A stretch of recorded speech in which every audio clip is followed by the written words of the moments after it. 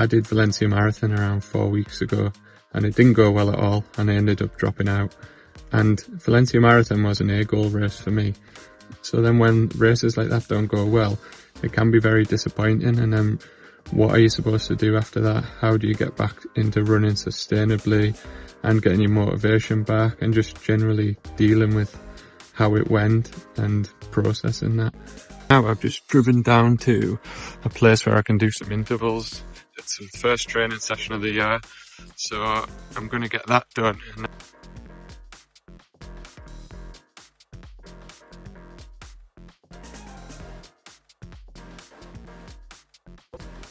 Warm up done, not really any warmer, but just going to change my shoes now. And then the session today is 6 5-kilometer LT2 with 400 meters rest. This is officially the first week of my London Marathon training block. Well, that's the training done for today. Nothing spectacular, but definitely can't complain. What I didn't mention is that since Valencia I've had 2 weeks of building back up my training. So first week around 90 kilometers and last week 100 kilometers. And this is actually the first week of marathon training and felt a lot better today. It's freezing out there, so when you're not doing threshold then you quickly get really cold. So I'm not going to talk about disappointment and how you deal with that now. I'll do it when I get back in the house later.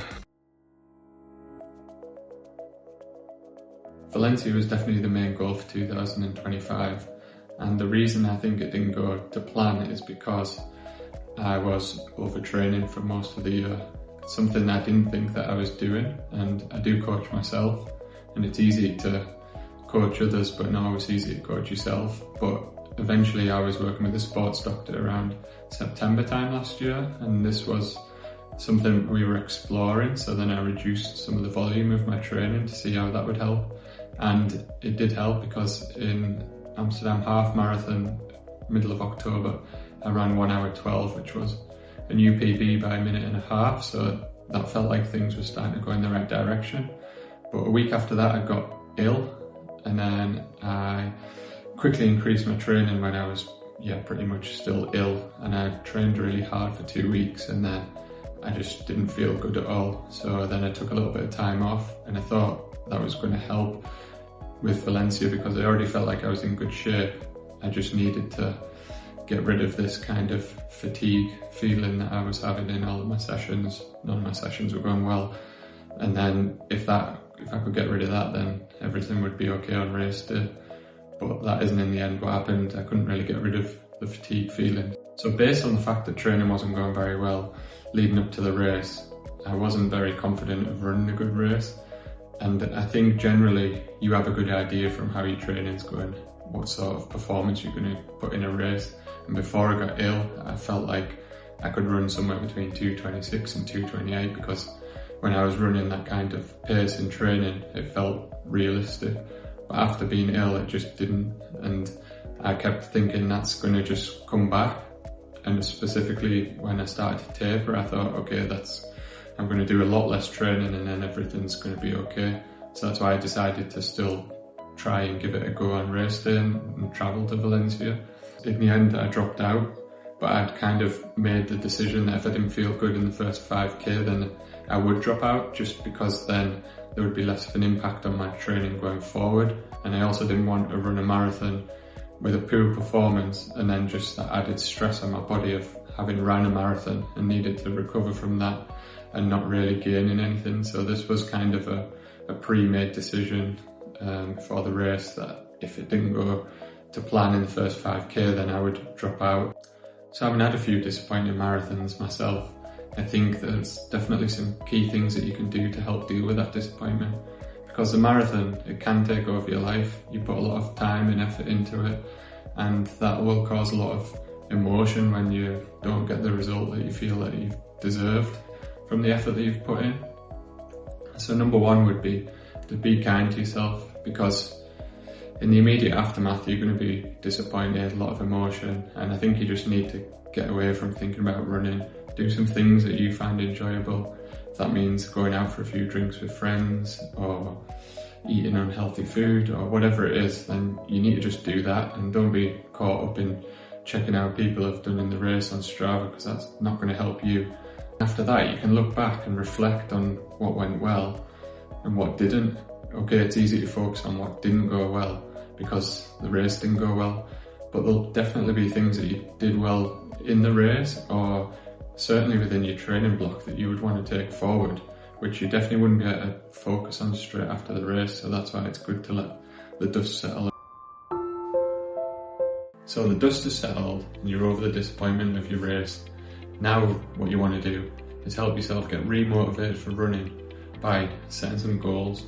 Goals are a great way to help yourself get back out the door and achieve new things in running. And I'm just leaning over here because I've made a goal for 2026, and that is, by the end of 2026, I want to run a marathon in under 2 hours and 25 minutes. So when I was thinking about making that goal, I was thinking about the SMART principle for goal setting, which is specific, measurable, attainable, realistic, and time-based. So it's really specific because the marathon is a specific distance, and I've also set a really specific time.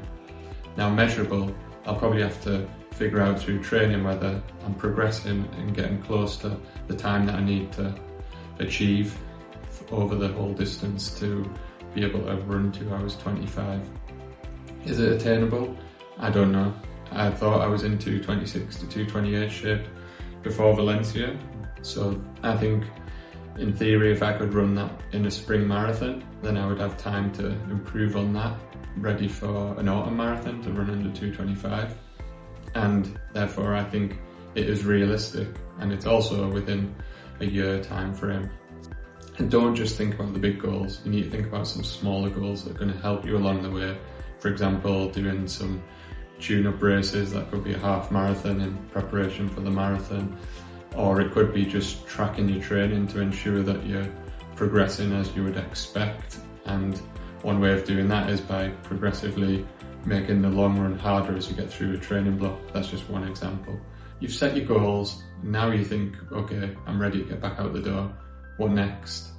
You need to listen to your body and your mind. Everybody's going to respond differently to the marathon and how long it's going to take to recover. So for example, somebody who's just ran their first marathon, it's going to take them longer to recover and to understand how the body reacts to the marathon distance. But for somebody more experienced, they might have done this many times before and they have an idea of what sort of training they can do that's going to help them get back into being able to run regular volumes that you were doing before you hit the taper and did your race.